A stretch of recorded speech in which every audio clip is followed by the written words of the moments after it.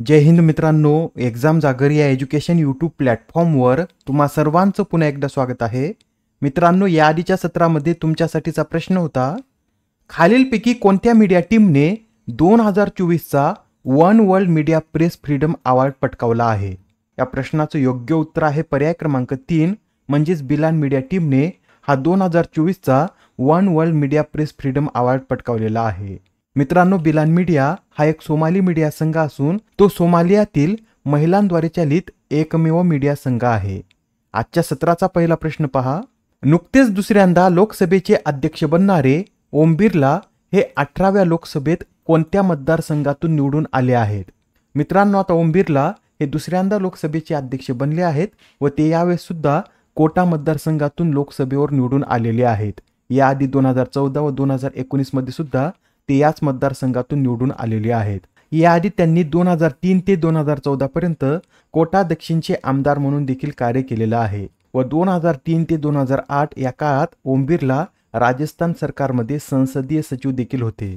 बरं मित्रांनो, आता लोकसभेच्या अध्यक्षपदासाठी ओम बिर्ला यांच्या नावाचा प्रस्ताव कोणी ठेवला, तर हा प्रस्ताव पंतप्रधान नरेंद्र मोदी यांनी ठेवला होता.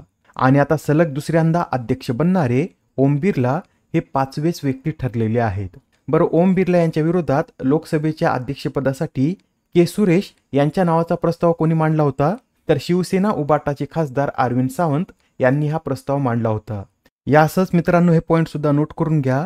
सलग 2 लोकसभेत अध्यक्ष होऊन आपला कार्यकाळ पूर्ण करणारे एकमेव व्यक्ती कोण आहेत, तर बलराम जाखड हे सलग 2 लोकसभेत अध्यक्ष होऊन आपला कार्यकाळ पूर्ण करणारे एकमेव व्यक्ती आहेत.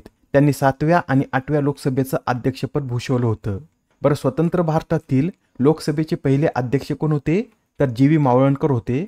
आणि लोकसभेच्या पहिल्या महिला अध्यक्षा कोण असं जर विचारलं तर मीरा कुमार या लोकसभेच्या पहिल्या महिला अध्यक्ष आहेत.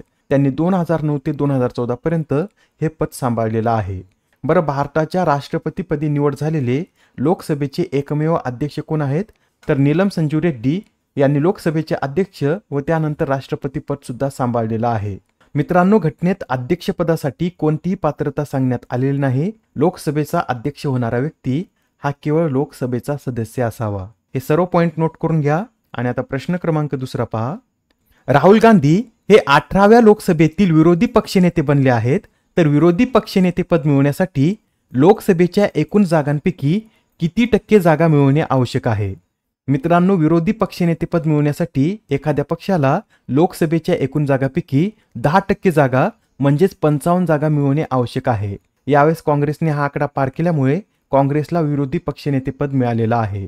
मागच्या 2 वर्षी काँग्रेसला 55 जागा सुद्धा मिळाल्या नव्हत्या, त्यामुळे काँग्रेसला 10 वर्षानंतर आता हे विरोधी पक्षनेतेपद मिळत आहे. राहुल गांधी यांच्याविषयी नोट करून घ्या. 2024च्या लोकसभा निवडणुकीत राहुल गांधी उत्तर प्रदेशातील रायबरेली आणि केरळमधील वायनाड मतदारसंघातून विजयी झाले आहेत व आता त्यांनी वायनाड येथील सीट सोडून दिली असून ते लोकसभेत रायबरेली मतदारसंघाचं नेतृत्व करत आहेत. बरं, तुम्हाला माहित आहे का, विरोधी पक्षनेता या पदास कधी मान्यता देण्यात आली, तर 1969 मध्ये पहिल्यांदाच विरोधी पक्षनेता या पदास मान्यता देण्यात आली व 1977 मध्ये या पदास वैधानिक दर्जा सुद्धा देण्यात आलेला आहे. प्रश्न क्रमांक 3. कोणत्या देशात भारताद्वारे वित्तपोषित सागरी बचाव समन्वय केंद्राचे उद्घाटन करण्यात आले, तर आता हे जे सागरी बचाव समन्वय केंद्र आहे याचं उद्घाटन श्रीलंका या देशात करण्यात आले. मित्रांनो, हे जे केंद्र आहे याच्या निर्मितीसाठी भारताने श्रीलंकेला 6 दशलक्ष अमेरिकन डॉलर अनुदान दिलेलं आहे व आता या केंद्राचं उद्घाटन भारताचे परराष्ट्र मंत्री एस जयशंकर आणि श्रीलंकेचे अध्यक्ष रानिल विक्रमसिंघे यांच्या हस्ते करण्यात आले.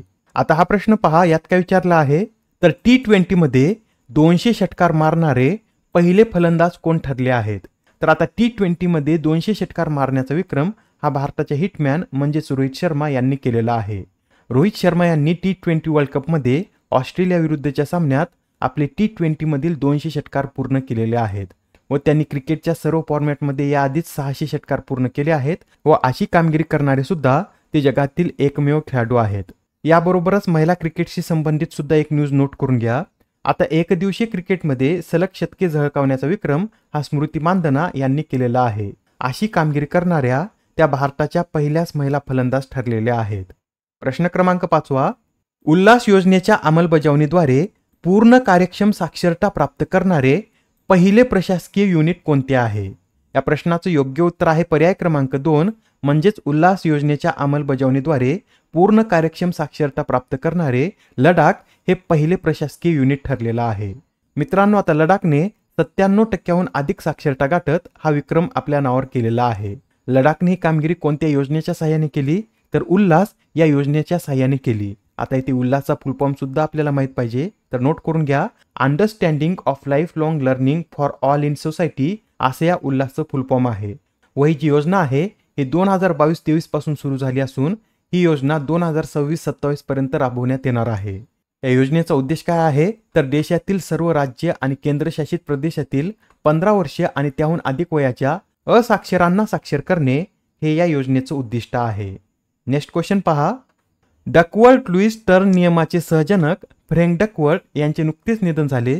तर मित्रांनो, आता हा जो डकवर्थ लुईस टर्न नियम आहे याचा वापर सर्वप्रथम कोणत्या साली आंतरराष्ट्रीय सामन्यात करण्यात आला होता? महत्वाचा प्रश्न आहे. हा जो डकवर्थ लुईस टर्न नियम आहे याचा वापर सर्वप्रथम 1997 साली आंतरराष्ट्रीय सामन्यामध्ये करण्यात आला होता. त्यानंतर ICCने 2001 मध्ये या नियमाला अधिकृतपणे स्वीकारलेला आहे. प्रश्न क्रमांक 7. कोणता देश हा चंद्राच्या अंधाऱ्या भागातून नमुने गोळा करून पृथ्वीवर आणणारा पहिला देश ठरला आहे? या प्रश्नाचं योग्य उत्तर आहे पर्याय क्रमांक 2 म्हणजे चीन हा देश चंद्राच्या अंधाऱ्या भागातून नमुने गोळा करून पृथ्वीवर आणणारा पहिला देश ठरलेला आहे. याआधी 2019 मध्ये चंद्राच्या अंधाऱ्या बाजूवर यान उतरवणारा चीन हा जगातील पहिला देश ठरला होता व याच चंद्राच्या अंधाऱ्या भागातून आता नमुने पृथ्वीवर आणणारा सुद्धा चीन पहिलाच देश ठरलेला आहे. याआधीच मे महिन्यामध्ये आपण पाहिलं होतं की चीनने चांगई 6 हे मिशन लॉन्च केलं आहे व हे मिशन एकूण 53 दिवसाचं होतं व याचा उद्देश काय होता?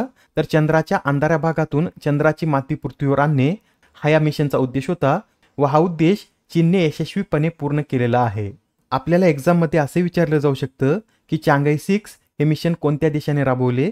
तर हे मिशन चीनने राबवलेलं आहे. प्रश्न क्रमांक 8. मित्रांनो, आता प्रथमच अफगाणिस्तानचा संघ T20 विश्वचषकाच्या उपांत्य फेरीत पोहोचला आहे. तर या अफगाणिस्तानच्या संघाला कोणत्या साली ICCचे पूर्ण सदस्यत्व मिळाले होते? अत्यंत महत्त्वाचा प्रश्न आहे. एक्झाममध्ये असा प्रश्न आपल्याला विचारला जाऊ शकतो. तर लक्षात ठेवा, अफगाणिस्तानच्या संघाला 2017 मध्ये ICCचे पूर्ण सदस्यत्व मिळालेलं आहे. प्रश्न क्रमांक 9. 71व्या भारतीय आंतरराष्ट्रीय परिधान मेळ्याचे उद्घाटन कोणाच्या हस्ते करण्यात आले? तर हा जो 71वा भारतीय आंतरराष्ट्रीय परिधान मेळा आहे याचं उद्घाटन गिरिराज सिंह यांच्या हस्ते करण्यात आले. गिरिराज सिंह कोण आहेत? तर ते केंद्रीय वस्त्रोद्योग मंत्री आहेत व त्यांच्या हस्ते या भारतीय आंतरराष्ट्रीय परिधान मेळ्याचं उद्घाटन करण्यात आलं. आजच्या सत्रामधील शेवटचा प्रश्न पहा. दरवर्षी आंतरराष्ट्रीय MSME दिवस कधी साजरा केला जातो? तर हा जो आंतरराष्ट्रीय MSME दिवस आहे हा 27 जून रोजी साजरा केला जातो. आजच्या सत्रामधील तुमच्यासाठीचा प्रश्न पहा. अलीकडेच वर्ल्ड क्राफ्ट कौन्सिलने भारतातील कोणत्या शहराला वर्ल्ड क्राफ्ट सिटी म्हणून मान्यता दिली? आता या प्रश्नाचं उत्तर कमेंटमध्ये देण्याचा प्रयत्न करा. उत्तर चुकलं तरी काय हरकत नाही, कारण ज्यावेळेस तुम्हाला या प्रश्नाचं योग्य उत्तर माहित होतं त्यावेळेस हा प्रश्न तुमच्या दीर्घकाळापर्यंत लक्षात राहतो. तर आता पुढच्या सत्रामध्ये पुन्हा भेटूया. धन्यवाद.